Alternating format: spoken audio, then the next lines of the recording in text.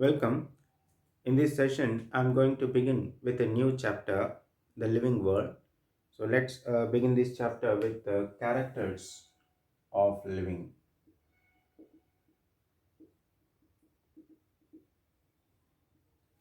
So, what are the characters of living? So, it includes growth, then reproduction, and then ability to sense environment, then presence of metabolism, and then having ability to self replicate, and then so ability to self organize. So these are some characters of living organisms. So we will discuss these characters one by one, right? So first we will see about growth. Now what is growth? So here, increase in mass and also increase in the number of individuals. So either increase in the number or increase in the number of individuals. So both these characters, so say suppose, so these two characters and these two characters, so we call them as the twin characters of growth, right? So increase in the mass, say suppose here there is a cell, and this cell grows in size. So you can see here, so later this has become into this much size. So you can see there is a increase in the mass. So this is increase in the mass. Then increase in the number of individuals. So you can see in this case number of individuals have increased. So this is also considered as growth. So this is increase in number of individuals, in number of individuals. Okay, right? So that increase in mass and increase in the number of individuals both are considered as the twin characters of growth. So here I have taken an example of unicellular organisms like bacteria or amoeba. So unicellular organisms. So here in these unicellular organisms, increase in the mass or increase in the number of individuals, of course, not only in unicellular, even in multicellular organisms also, increase in the mass, increase in the number of individuals is considered as growth. So here I have given an example in case of like bacteria, amoeba, which are unicellular organisms. So here when you take a amoeba, so that reproducing by a binary fission, so results in the production of two daughter cells. So in this case, the two daughter cells which are produced will be smaller in size. So later, the accumulation of protoplasm results in increasing in their mass. So it increases in the mass. Okay, so that is you can consider as growth. So this is the parent cell, and these are daughter cells, and those daughter cells, when they are formed, they are smaller in size, and they start accumulating the protoplasm, and then they increase in the mass, and each one again undergoes binary fission. So in course of time, the number of individuals increase, and even so they will be showing an increase in the mass in the individual organisms. So that is also the character of growth. Next, coming to multicellular organisms. So in multicellular organisms, the growth is by cell division and also of course increase in the mass. So here in multicellular organisms, so in multicellular organisms the growth is by cell division, right? So here in case of plants, in plants, the growth will be right continuous, and that will be by cell division. So in plants growth is continuous, right? Whereas in animals the growth is only up to certain age. So only the growth is up to certain age. So after that, of course, the question comes whether the cell division takes place or not. So here in plants I said growth is continuous, and that growth is continuous due to the cell division. So cell division will be continuously taking place, and the plant will be growing in number of cells. So more and more cells will be going on increasing, and the plant will increase in the size also. But in case of animals, so there the growth is only up to certain age, and even then the cell division takes place. But in this case the cell division helps in replacing dead and worn out cells. So here in case of animals, the growth will be only up to certain age, and that of course the cell division takes place, right? And that cell division will help in replacing those dead and worn out cells. Next, non-living organisms also grow. I'm sorry. So non-living objects also grow. So these non-living objects will be growing, of course, from outside. So they grow from outside.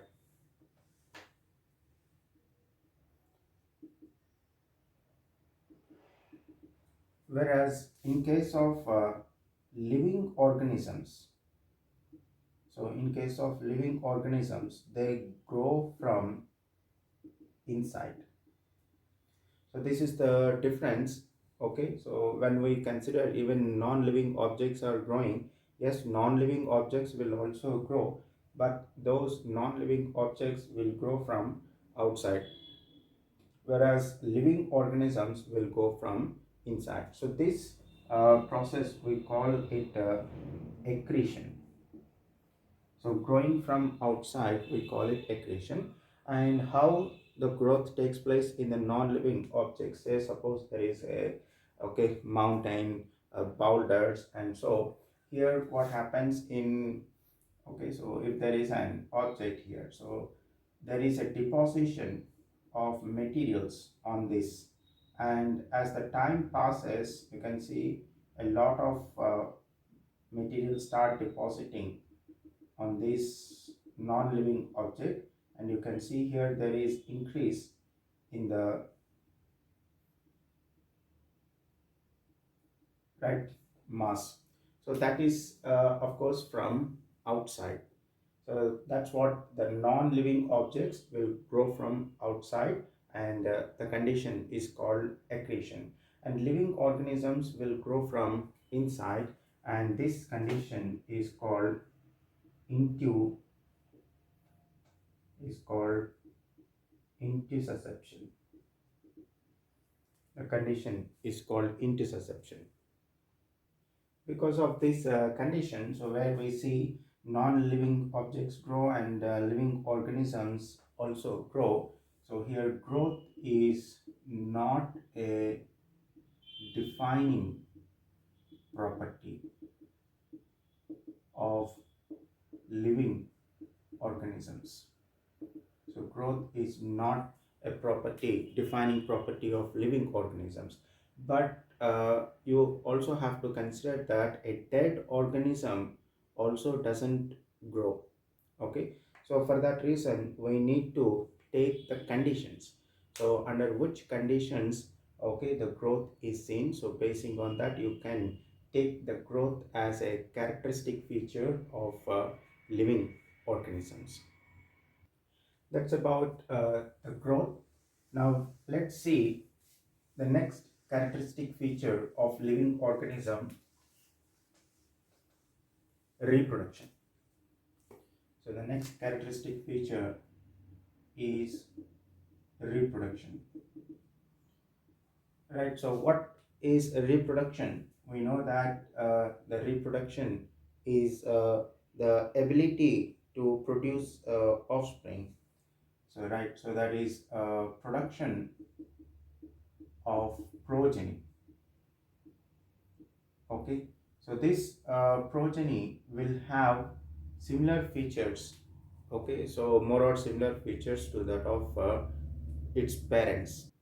So that is production of progeny having, okay, right, features more or less. So those features are more or less to that of its parents, right?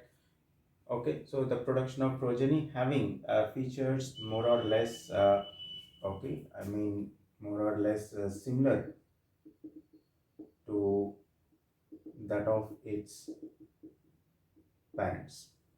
So this is how we define the reproduction here. Okay, and the reproduction will be taking place in many ways. So as means of asexual methods and also by sexual methods. So asexual methods and sexual uh, methods of reproduction takes place.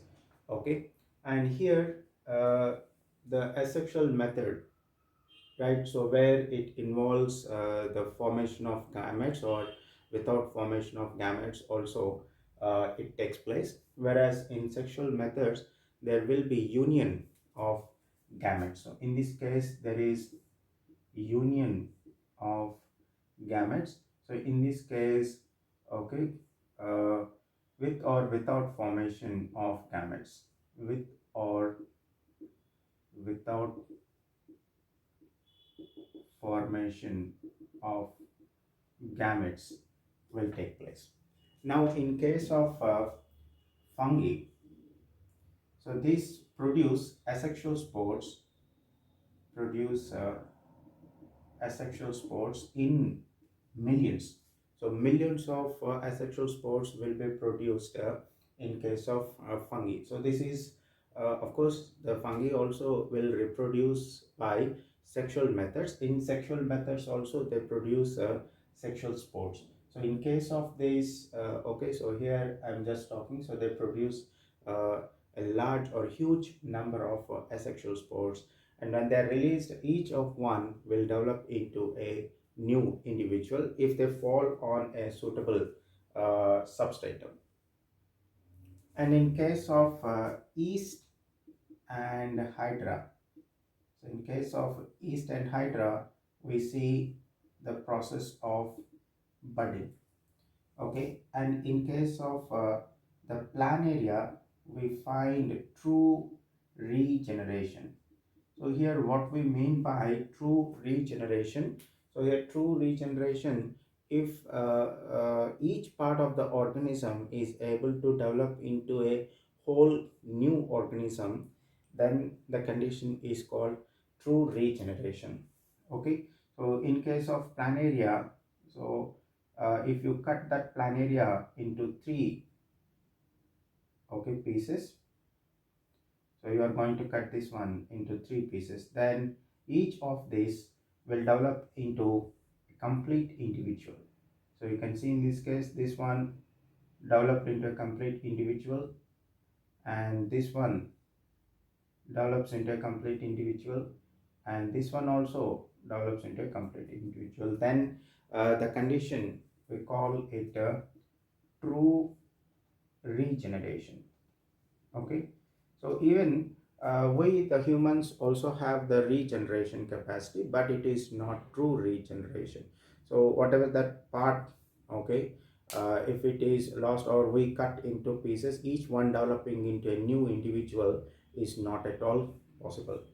Okay, so in case of lower organisms there is such property, like in this case planaria, that belongs to phylum Platyhelminthes. So it belongs to Platyhelminthes. So in this case, yeast we know it's a fungi, and Hydra it belongs to phylum Coelenterata. So they show the process of reproduction called budding. Next, in case of fungi and then filamentous algae, okay. So and then protonema of mosses. So here in these we see they all increase in their number by fragmentation. By fragmentation. Okay, so this will be by fragmentation. So here fragmentation, we know that how it takes place. So when an organism is accidentally breaks up into pieces, then each of it will develop into a new individual. So that takes place in case of fungal organisms and in case of filamentous algae, and even the protonema of mosses. If they accidentally get break down into pieces, each one of that will develop into, okay, new individuals, and that process we call it fragmentation. So of course here in case of planaria also, if it accidentally breaks up into pieces, so this we call it the fragmentation, and then, okay, each part of it will show the regeneration here. Okay, so that's what I have taken planaria for true regeneration as an example here. Right?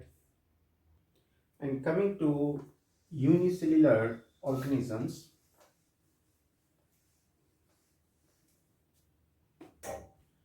so here in unicellular organisms like bacteria, amoeba, then unicellular algae.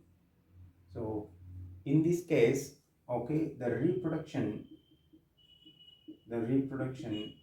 is synonymous with the growth. So is synonymous with growth. So here that is what we cannot tell very clear cut the difference between the reproduction and growth. Okay, in case of these unicellular organisms, so synonymous, which means occurring simultaneously. So here reproduction is simultaneous with the growth, so hence we cannot find the differentiation between reproduction and growth. So hence we understand here that in unicellular organisms, in unicellular organisms, okay, so there is no clear cut differences. So there is no clear cut differences between reproduction and growth. Right. So that is in single celled organisms, there is no clear cut differentiation that we can make between reproduction and growth. So because I gave the statement that in these single cell organisms, the reproduction is synonymous with the growth. So that is simultaneous with the growth.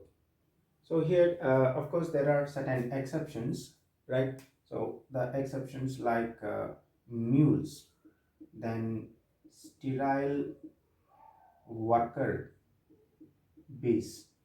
and infertile human couples,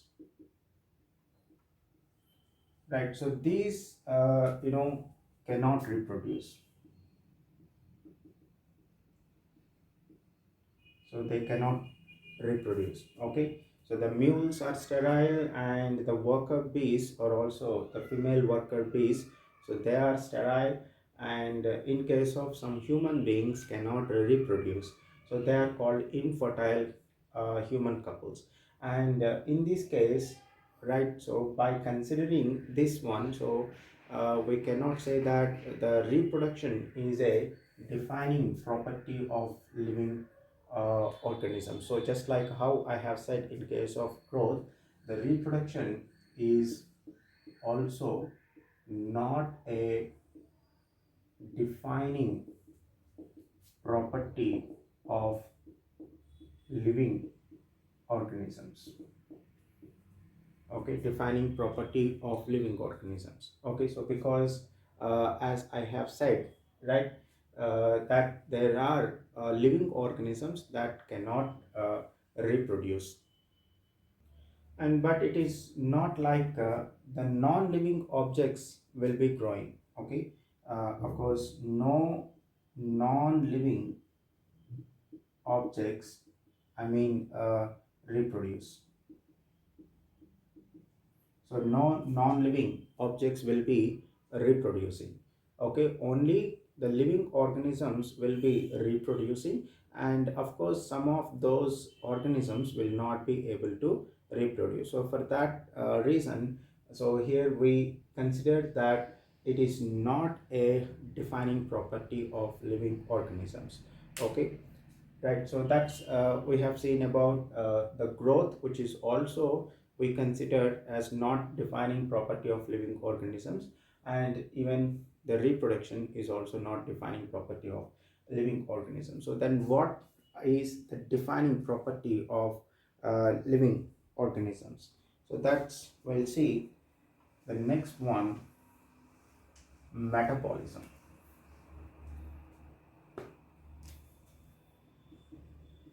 We'll see metabolism, right? So here no non-living object will show the process of metabolism.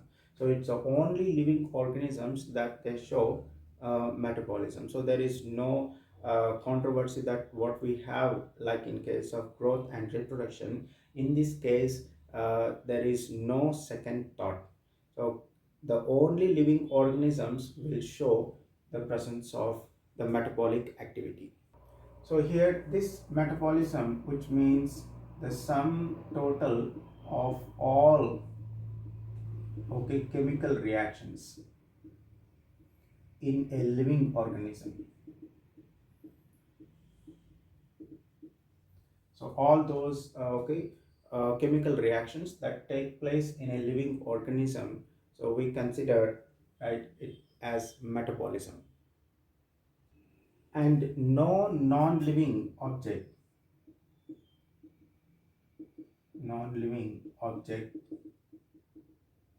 objects show metabolism,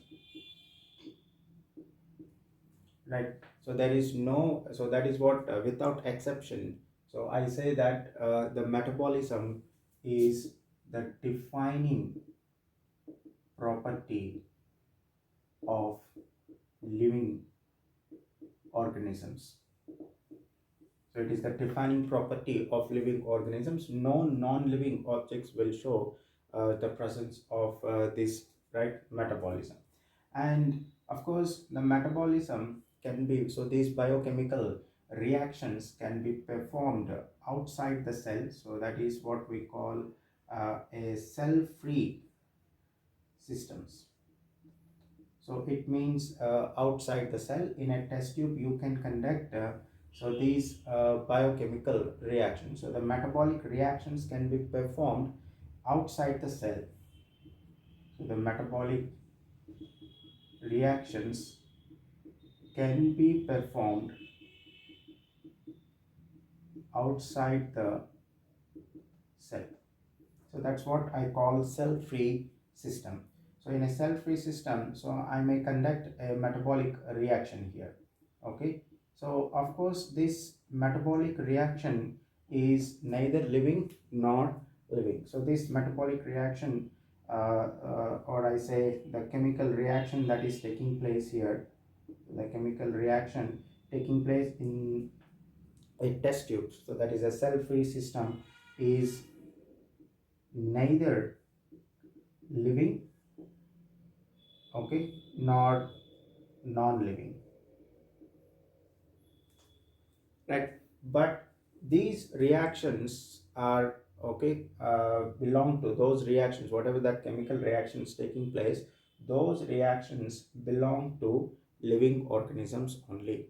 So these are of not okay reactions, right, that doesn't belong to living organisms. Even though we are performing outside a cell, so that is in a cell free system, so whatever that reactions that take place, okay, so those uh, biochemical, right, reactions, all they belong to living. So these isolated metabolic reactions are living reactions. Okay, so these isolated metabolic reactions are living reactions. So even though the reactions are taking place outside the cell, but I told you that there is no non-living object that shows this metabolism. So hence the metabolism is a characteristic or a defining property of living organisms, right? So now this I'll put all into one word, that is cellular organization. So this cellular organization is the defining property of living organisms, right? So defining property of living organisms. Right, so with this, I'll end today's session, and in the next session, we will see a few more characters of living organisms, and then we will move on to diversity in the living world.